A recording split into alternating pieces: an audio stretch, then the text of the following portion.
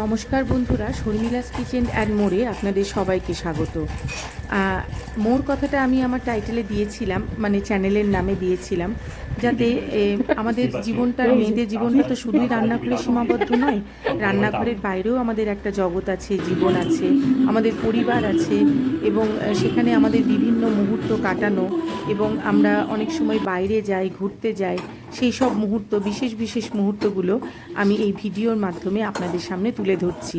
সেটাকে আপনারা ব্লগও বলতে পারেন, বা বিশেষ বিশেষ মুহূর্ত আমি আপনাদের সঙ্গে শেয়ার করে নিচ্ছি। আজকে কিন্তু জন্মাষ্টমীতে আমি আমার ক্ষমতা মতো বা আমার সাধ্য মতো পুজো করি আমার গোপালের, ছোট্ট আমার গোপাল। আর এখানে পায়েস করছি, পায়েস যেভাবে করে সেভাবেই করছি, শুধু চিনির বদলে এখানে দিয়ে দেবো মিছরি আর কাজু কিশমিশ তো দিয়েছি। দেখছেন তো, আবার সেই রান্নাঘরেই চলে যাচ্ছি।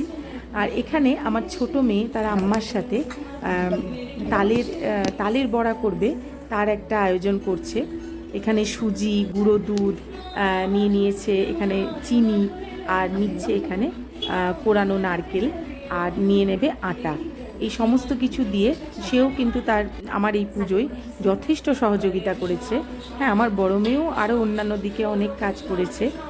সেগুলো সবটা তো তোলা হয়নি, কারণ বাড়িতে পুজো, সেই সময় সবটা ভিডিও করে রাখাটাও একটা কঠিন ব্যাপার। যারা আপনারা ভিডিও করেন তারা জানবেন। তো যাই হোক, এইভাবে প্রত্যেকটা কাজে আমার পরিবারের সবার সহায়তা আমি পেয়েছি আজকে। আর এইখানে তালের যে কাঠটা বের করে রেখেছিলাম, সেইটা আমরা সবাই মিলেই কিন্তু তালটা ঘষে তালের কাঠ বের করেছি। তো যাই হোক, একা কোনো কাজটাই আমি করিনি, আমি সবার সহযোগিতা নিয়ে আজকের এই পুজোটা করে উঠতে পেরেছি। এর মধ্যে দিয়ে দিচ্ছি একটু মৌরি আর একটুখানি খাবার সোডা, তাহলে কিন্তু বড়াগুলো বেশ ফ্লাফি ফ্লাফি হয়। তো যাই হোক, এই সমস্তটা কিন্তু করেছে আমার ছোট মেয়ে, দেখতেই পাচ্ছেন। হ্যাঁ, তবে বড়াটা কিন্তু ভেজেছেন আমার শাশুড়ি মা, কারণ তেলের মধ্যে তো বাচ্চাদের এগিয়ে দেওয়া যেতে যায় না। আর এখানে একটুখানি কেশর দিয়ে দিয়েছিলাম পায়েসের মধ্যে। এখানে আমার গোপী সোনা, আমার মথুরা মোহনের স্নান যাত্রা চলছে। এখানে মধু, দই, দুধ, গঙ্গা জল, চন্দন দিয়ে তার স্নানাভিষেক করেছি আমরা, সেটাও আমরা সবাই মিলে করেছি। এখানে মিছরি আর মাখন ভোগ দিয়েছিলাম ঠাকুরকে। আর এখানে গাওয়া ঘিয়ে লুচি করছি। হ্যাঁ, আর একটা কথা, এক একজনদের বাড়িতে এক এক রকমভাবে লুচি করা হয় জন্মাষ্টমীর দিন। আমাদের যেমন গাওয়া ঘিয়ে ভেজেই লুচি দেওয়া হয়, এবং লুচিতে কোনো নুন ব্যবহার আমরা করি না, নুন চিনি কোনোটাই না। কিন্তু যেহেতু ঠাকুরের ভোগ, এর কিন্তু স্বাদ হয় অসামান্য। অন্যদিকে খিচুড়ি বসিয়ে দিয়েছি, এখানে ফুলকপি ভেজে তুলে রেখেছি, এখানে দিয়ে দিয়েছি পনির, কাটা পনির ব্যবহার করেছি রান্নায়। সেই পনিরগুলো বেশ লাল লাল করে ভেজে তুলে রাখছি। দিয়ে দিয়েছি তেজপাতা, গোটা গরম মশলা, দিয়ে দিয়েছি ধনে জিরে গুঁড়ো। আর এখানে যে মশলাটা দেখতে পাচ্ছেন, তার মধ্যে ছিল আদা, রাঁধুনি আর কাঁচা লঙ্কা বাটা, যেটা একসঙ্গেই বেটে নিয়েছিলাম। এরপর ধোয়া মুগ ডালটা এর মধ্যে দিয়ে দিয়েছি, আর দিয়ে দিয়েছিলাম হলুদ।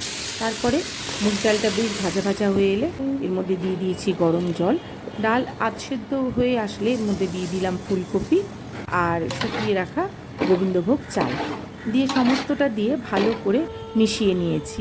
দিয়ে দিলাম স্বাদ অনুসারে লবণ, আর দিয়ে দিচ্ছি কাজু কিশমিশ। কাজু কিশমিশটা পরে ঘিয়ের সঙ্গে ভেজে দিলেও কিন্তু বেশ ভালো লাগে, কিন্তু আমি আগেই আজকে দিয়ে দিলাম। আর দিয়ে দিচ্ছি স্বাদ অনুসারে চিনি। আর এদিকে 5 রকম ভাজা হচ্ছে, বেগুন ভাজা, কুমড়ো ভাজা, এগুলো করছেন আমার শাশুড়ি মা। আর এদিকে পনিরটা লাস্টে দিয়ে ঘি দিয়ে খিচুড়িটা নামিয়ে নিয়েছি।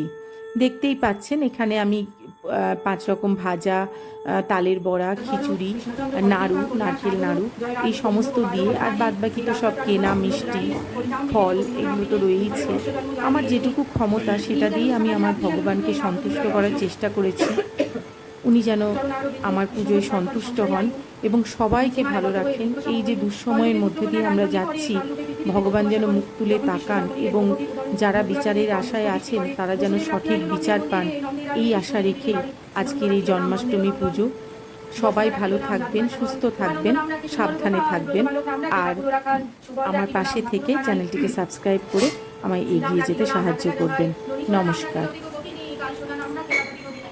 রাখিল নাম পতিত পাবন চন্দ্রবলী নাম রাখে মোহন বংশীধারী অনন্ত রাখিল নাম অন্ত না পাইয়া কৃষ্ণ নাম রাখে গর্ভ ধারিতে জানি।